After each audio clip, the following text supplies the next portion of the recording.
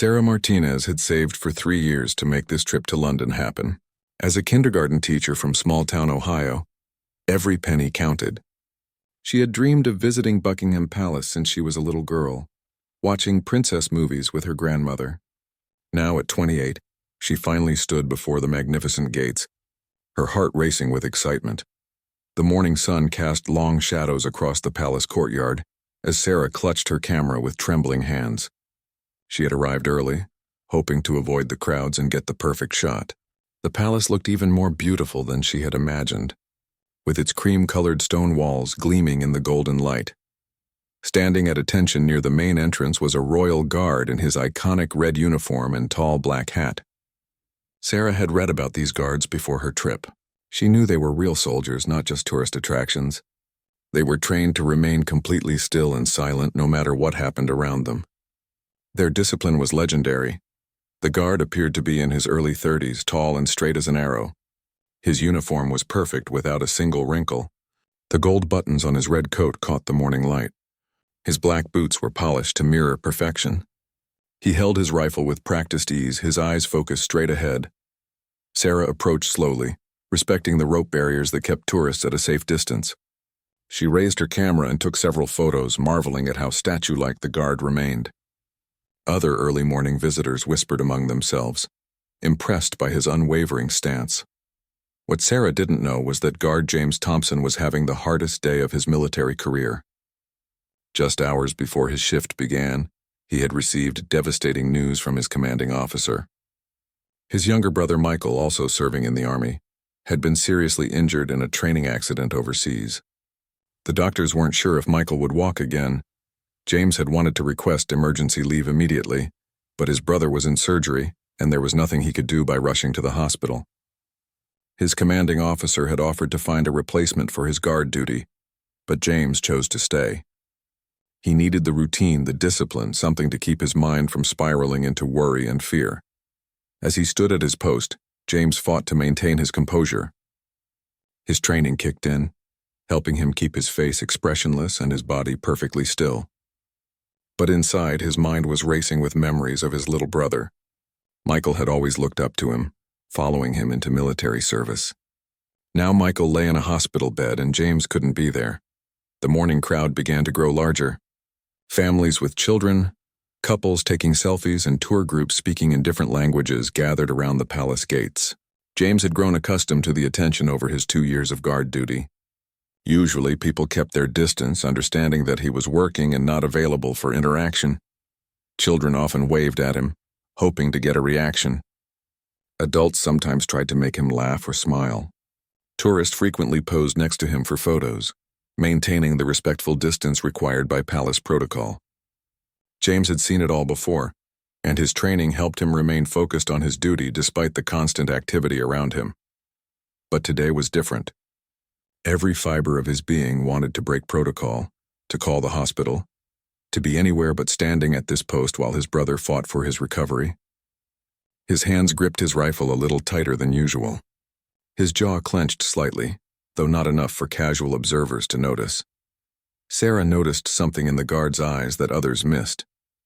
Perhaps it was her experience working with children, or maybe it was her naturally empathetic nature, but she sensed that beneath the perfect uniform and rigid posture was someone carrying a heavy burden.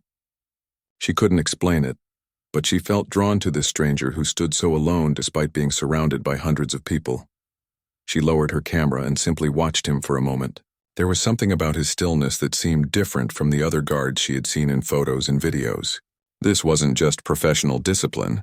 There was a deeper story here, though she couldn't begin to guess what it might be. As the morning progressed, more tourists gathered around the palace. Sarah found herself lingering longer than she had planned. She had originally intended to take a few photos and move on to other London attractions, but something kept her rooted to this spot. She watched as families posed for pictures, children pointed excitedly at the guard, and tour guides explained the history of the royal guards to their groups. The guard, though Sarah didn't know his name was James, continued to stand perfectly still.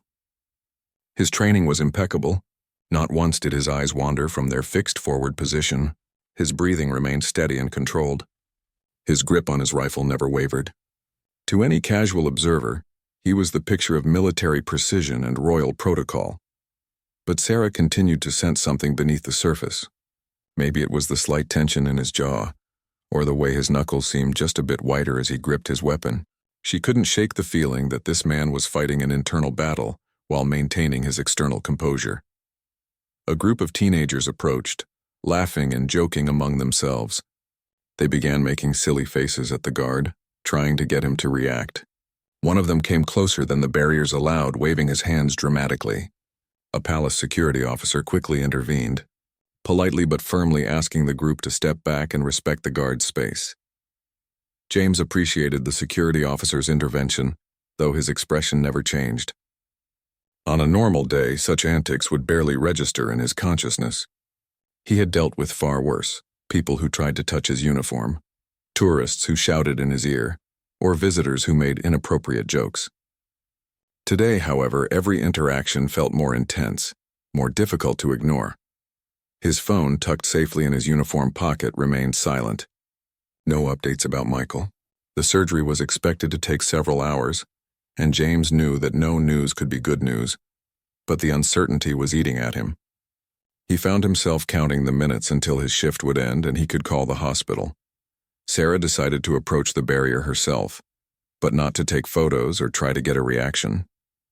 She simply wanted to be closer, to offer whatever silent support she could to this stranger who seemed to be carrying the weight of the world on his shoulders.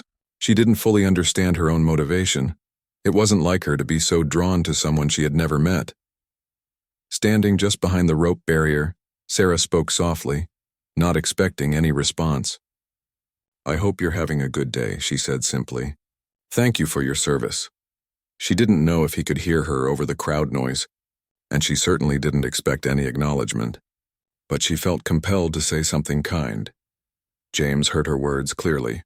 In his peripheral vision, he could see she wasn't trying to get him to break protocol or pose for a photo. She was simply standing there, offering what seemed like genuine gratitude and good wishes. Something about her quiet presence felt different from the usual tourist interactions. Other visitors came and went, but Sarah remained. She wasn't taking endless photos or trying to get his attention. She was just there, present. It was oddly comforting, though James couldn't allow himself to dwell on why a stranger's presence might feel supportive during his personal crisis. An hour passed. The crowd around the palace gates swelled and receded like waves. Tour buses arrived and departed. Street performers set up nearby, adding music and laughter to the atmosphere. Through it all, Sarah stayed in roughly the same spot, sometimes sitting on a nearby bench, sometimes standing by the barrier, but always keeping the guard within her sight. She pulled out a small notebook and began sketching the palace architecture, glancing occasionally at the guard. She wasn't an artist by any means, but she had always found drawing to be relaxing. Today, it gave her a reason to stay without appearing to stare at the guard, though she found her eyes drawn to him more often than to the building she was supposedly sketching.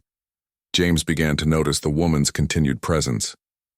In his training, guards were taught to be aware of everything happening around them while maintaining their fixed position. Someone staying in one area for an extended period would normally be noteworthy from a security perspective, but there was nothing threatening about this young woman with her camera and notebook. What struck him was her quiet respectfulness. She never crossed the barriers or tried to distract him. She didn't point or whisper about him to companions. In fact, she appeared to be traveling alone. She simply existed in his space without demanding anything from him, and somehow that felt like a gift he didn't know he needed. By mid-morning, Sarah had been at the palace for nearly 3 hours. Her original plan to see multiple London attractions in one day had been completely abandoned. She couldn't explain why she felt so connected to this place, to this moment, to this silent guardian who had become the unexpected focus of her London adventure.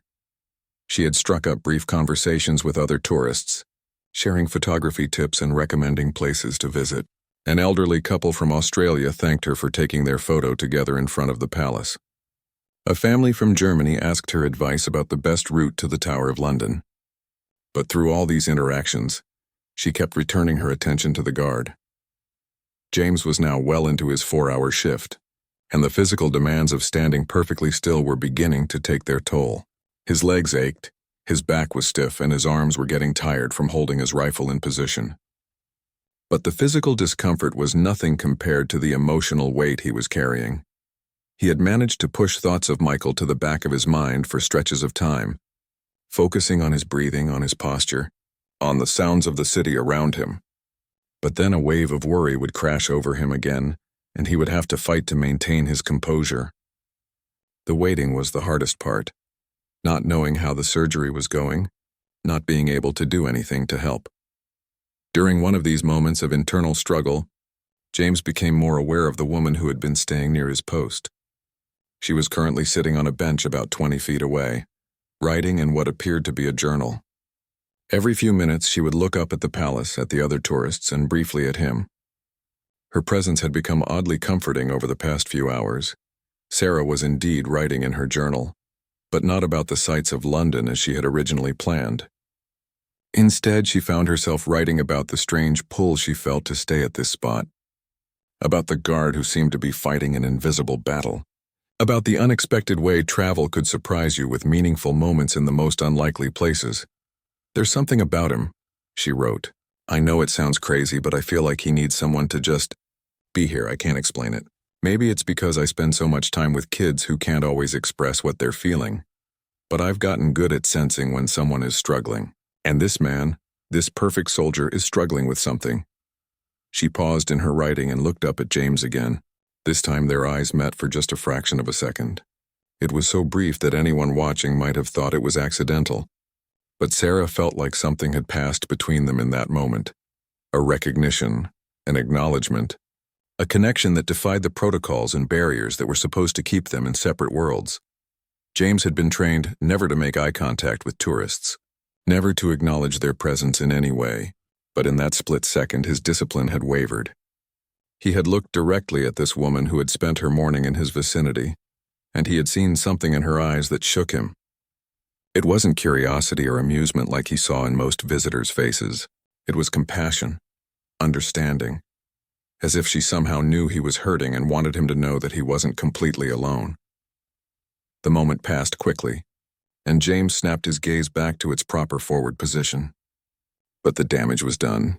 The brief human connection had cracked the protective wall he had built around his emotions. He felt tears threatening at the corners of his eyes and had to work hard to blink them away without anyone noticing. Sarah had seen the brief vulnerability in his eyes before he looked away, and it confirmed what she had been sensing all morning. This wasn't just a job for him today. It was an act of incredible strength. She felt an overwhelming urge to do something, anything, to let him know that his struggle was witnessed and that he was valued as more than just a tourist attraction. The crowd around the palace was reaching its midday peak. School groups were arriving for educational tours. Street artists were performing for the growing audience. The noise level was increasing and the energy was becoming more chaotic. In the middle of all this activity, Sarah felt like she and the guard were sharing a bubble of quiet understanding. She closed her journal and stood up from the bench. Something was building inside her, an impulse she didn't fully understand but couldn't ignore. She walked slowly toward the barrier where James stood, her heart beginning to race. She didn't have a plan, didn't know what she was going to do, but every instinct told her that this moment mattered in a way she couldn't yet comprehend. Sarah approached the barrier with her heart pounding. She had no plan, no clear idea of what she was going to do. All she knew was that every instinct in her body was telling her that this moment was important, that this silent connection with a stranger was leading somewhere significant. James noticed her approach in his peripheral vision. She moved differently than other tourists. There was purpose in her steps, but also hesitation. She wasn't rushing forward with a camera or trying to get his attention for a photo. Instead, she seemed to be wrestling with her own internal debate about whatever she was planning to do. The midday crowd swirled around them. Children ran past chasing pigeons. Tour guides spoke loudly in multiple languages. Street performers played music that mixed with the sounds of London traffic. But in Sarah's mind, everything else faded into background noise. Her focus had narrowed to this moment, this place, this person who had somehow become the most important part of her London experience. She stopped just short of the rope barrier, close enough that she could speak quietly and be heard. "I know you can't respond," she said softly, her voice slightly shaking. and I know I'm probably breaking some kind of rule just by talking to you. But I want you to know that whatever you're going through today, you're not going through it alone." James felt his carefully maintained composure begin to crack. This stranger, this kind American woman who had spent her morning offering silent support, had somehow seen through his professional facade to the pain he was trying so hard to hide. Her words hit him like a physical blow, not because they were harsh, but because they were exactly what he needed to hear. "I don't know what's happening in your life," Sarah continued, her voice growing stronger with conviction, "but I can see that you're fighting something, and I want you to know that you're doing an incredible job. Standing here, being strong, serving others even when you're hurting, that takes real courage." Tears began to form in James's eyes despite his best efforts to control them. He blinked rapidly, hoping no one would notice, but he could feel his emotional defenses crumbling. This woman didn't know about Michael, didn't know about the surgery, didn't know anything about his personal life. But somehow she understood that he was struggling and had chosen to offer comfort to a complete stranger. Sarah could see the effect her words were having. The guard's breathing had changed slightly, and though his posture remained perfect, she could sense the emotional battle happening beneath the surface. Every maternal instinct she had developed from years of working with children was screaming at her to provide comfort, to offer the kind of human connection that could help someone through a difficult moment. Without fully realizing what she was doing, Sarah stepped forward. The rope barrier was low enough to step over, and before security could react, before her rational mind could stop her, she had crossed the invisible line that separated the tourist world from the guard's protected space. James saw her coming but was powerless to react. His training demanded that he remain still, that he not acknowledge what was happening. But every human instinct was telling him that this woman meant no harm, that she was approaching out of compassion rather than curiosity or malice. Sarah reached James and, without hesitation, wrapped her arms around him in a gentle but firm embrace. She was careful not to disturb his rifle or knock off his hat. She simply held him for a moment, offering the kind of wordless comfort that transcended language, nationality, and social protocols. "You're going to be okay," she whispered against his uniform. "Whatever it is, you're going to get through it." The embrace lasted only a few seconds before security personnel began moving toward them, but in those brief moments, something profound happened. James felt the weight of his worry and fear lift slightly. For the first time since receiving the news about Michael, he felt like someone truly understood that behind the uniform was a person who was scared and hurting, and trying to be strong. Sarah stepped back quickly, realizing that she had probably caused a serious problem. Security guards were approaching, tourists were staring, and she had just violated every protocol governing interaction with royal guards. But as she looked into James's eyes one more time, she saw something that made any consequences worth it. For just a moment, the professional mask had completely fallen away, and she saw the real person underneath, grateful, moved, and no longer quite so alone with his burden. The palace security guards reached Sarah within seconds of her stepping back from the embrace. The crowd had gone quiet, sensing that something unusual had just happened. Cameras were pointing in their direction, and Sarah could hear murmurs in multiple languages as tourists tried to understand what they had witnessed. "Miss, I need you to come with me," one of the security officers said firmly but politely. He was clearly experienced in handling tourist incidents without creating a scene. "You cannot cross the barriers or make contact with the guards." Sarah nodded, her face flushed with embarrassment and adrenaline. "I'm sorry," she said quietly. "I know I shouldn't have done that. I'll come with you." She gathered her camera and journal, stealing one last glance at James, who had resumed his perfect posture and forward gaze as if nothing had happened. But something had happened. James felt fundamentally changed by the brief encounter. The stranger's embrace had given him something he didn't even know he needed. A moment of human connection that reminded him he wasn't alone in the world, that his struggles mattered to someone, even if that someone was a complete stranger from across the ocean. As Sarah was led away for questioning, James fought to process what had just occurred. His training told him to dismiss the incident, to focus on his duty, to maintain his professional composure. But his human heart was telling him something entirely different. The woman's words, her compassion, her willingness to risk consequences to offer comfort to someone she didn't even know. It had touched something deep inside him that military discipline couldn't reach. In the security office, Sarah sat across from a supervisor who was trying to determine how seriously to take the incident.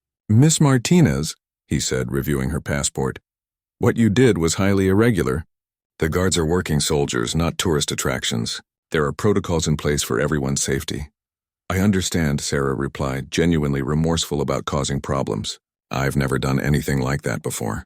I'm usually very respectful of rules and boundaries. I can't even explain what came over me. I felt like he needed to know that someone cared." The supervisor studied her for a moment. He had dealt with all kinds of tourist incidents. People trying to get guards to laugh, visitors who wanted to pose inappropriately with the guards, and occasionally individuals who crossed boundaries for social media attention. But this felt different. The American woman seemed genuinely puzzled by her own actions, as if she had surprised herself as much as anyone else. The guard in question didn't file a complaint, the supervisor noted, consulting his paperwork. In fact, when we asked if he wanted to press charges or make an official report, he declined. He said no harm was done and requested that we handle the matter with discretion. Sarah felt a wave of relief and gratitude. Even in his position dealing with his own struggles, the guard had chosen to protect her from more serious consequences. It reinforced her sense that her instincts about his character had been correct. Meanwhile, James was approaching the end of his shift, counting down the final minutes until he could call the hospital. The incident with the American tourist had given him an unexpected source of strength. Every time doubt or fear crept into his mind about Michael's condition, he remembered the woman's words. "You're going to be okay. Whatever it is, you're going to get through it." The crowd had returned to normal, with new tourists replacing those who had witnessed the unusual embrace. Most people were unaware that anything out of the ordinary had happened. But James carried the memory of those few seconds like a talisman, a reminder that compassion could appear in the most unexpected places. At exactly 2 p.m., James's replacement arrived for the afternoon shift. The changing of the guard happened with military precision. But as James finally stepped away from his post, he felt lighter than he had in hours. He had made it through one of the most difficult shifts of his career, and somehow, a stranger's kindness had helped him find the strength to endure. Sarah was released from the security office with a warning and a stern reminder about respecting boundaries. As she walked back toward the palace gates, she wondered if she would see the guard again, if there would be any way to know whether her impulsive gesture had meant anything to him, or if it had just been an awkward interruption to his day. James practically ran to the first private area where he could use his phone. His hands shook slightly as he dialed the hospital number he had memorized that morning. After being transferred through several departments, he finally reached Michael's doctor. "Your brother came through surgery beautifully," the doctor said, and James felt his knees nearly give out with relief. "It was more complicated than we initially thought, but we were able to repair the damage.